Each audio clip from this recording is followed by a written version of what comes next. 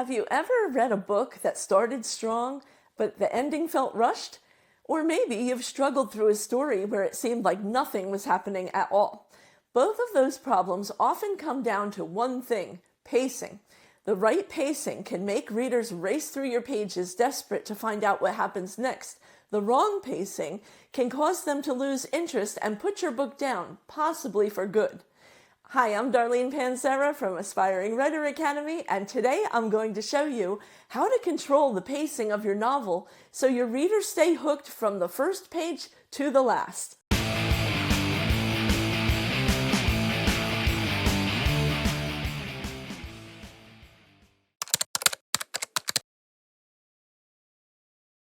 Why pacing matters.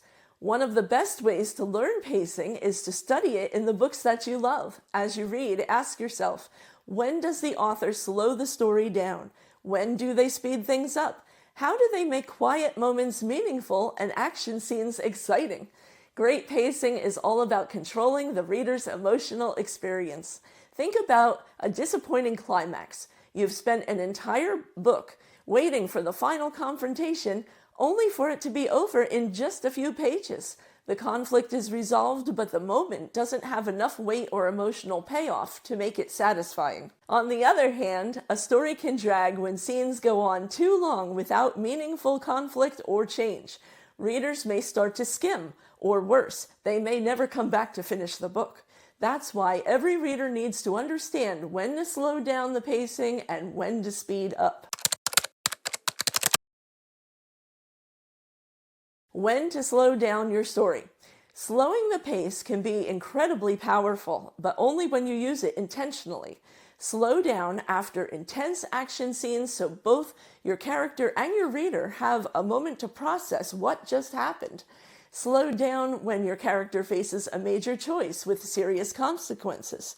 Let them wrestle with the decision and reveal what's truly at stake. And slow down during emotional moments. Give your character time to absorb what they've experienced through their thoughts, their physical reactions, and sensory details. These moments often appear after major turning points in the story, such as the inciting incident, the midpoint reversal, or the black moment. But be careful. Slowing down does not mean stopping the story. Every reflective moment should still move the plot or character arc forward, raise the stakes, reveal new information, show the consequences of what comes next, then move on. When to speed up your story. While some moments need room to breathe, many scenes benefit from a faster pace. A common mistake writers make is allowing too much unnecessary detail, explanation, or repetition to slow the story down. In these moments, you need to cut the fat and increase the tension.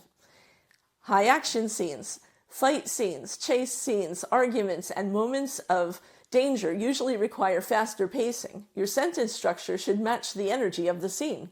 Shorter sentences, shorter paragraphs, quick exchanges of dialogue. Everything should create the feeling that events are unfolding faster than the character can comfortably handle. Avoiding the saggy middle.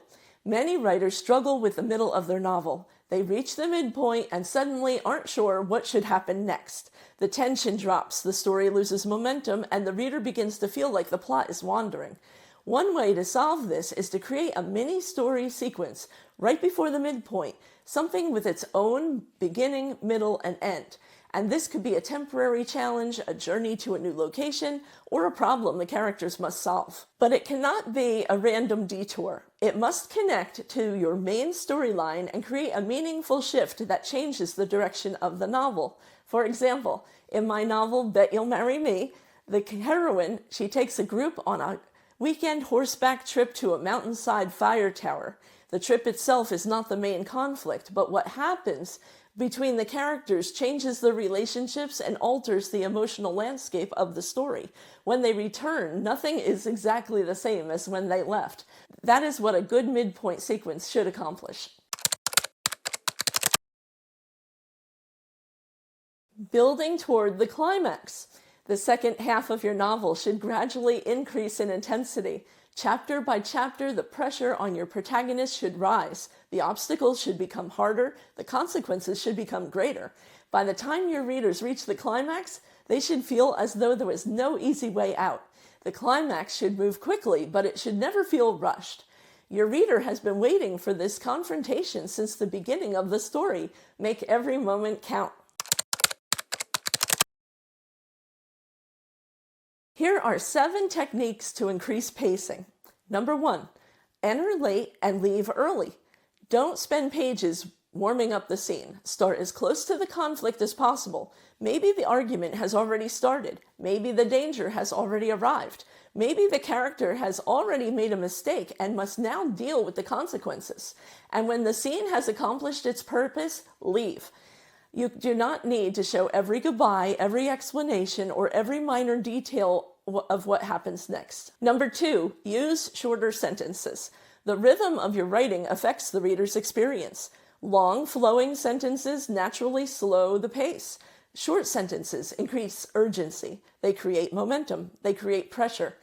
Use sentence length intentionally to match the emotion of the scene.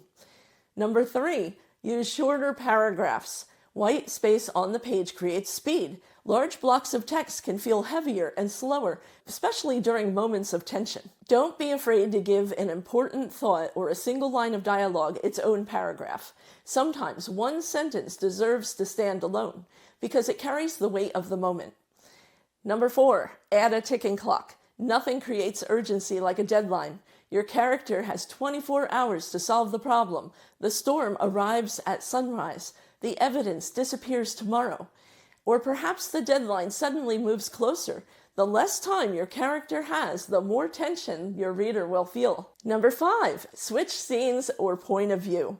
Strategically cutting away from a tense moment can create powerful suspense. Your reader desperately wants to know what happens next, but before they get the answer, you shift to another character or another storyline. However, use this technique carefully. Too much jumping around can become distracting and confuses your reader. Number 6, keep exposition brief. Fast scenes are not the place for long descriptions, backstory, or pages of internal reflection. Give the reader only what they need to understand at the moment. Let the action and dialogue carry the scene. Then, once the tension has passed, you can slow down and add more reflection or detail. Number 7, use cliffhangers. Cliffhangers are one of the most powerful ways to keep readers turning pages. They do not always require explosions, kidnappings, or life and death situations. Sometimes a cliffhanger is a devastating piece of news, a difficult decision, a shocking realization, or a quiet sentence that changes everything. The key is this: make the reader ask, what happens next? Every scene should create a new question, a new consequence, or a new challenge for your character. Even the quietest stories need tension. A whisper, a discovery, a touch of the hand, a secret revealed. Small moments can have enormous consequences when they change what your character wants, fears, or must do next. Mastering pacing is one of the most important skills a novelist can develop.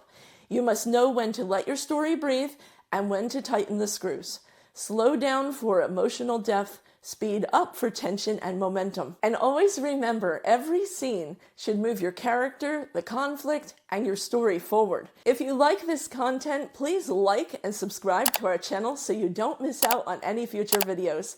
And if you'd like to learn more about scene structure, sequels, and creating compelling novels, visit Aspiring Writer Academy for more resources. And if you'd like additional help with your story, be sure to download our free Brainstorming Your Story Idea Worksheet. It's filled with 7 pages of fill-in-the-blank templates and examples to keep your story moving forward. Thanks for watching and happy writing.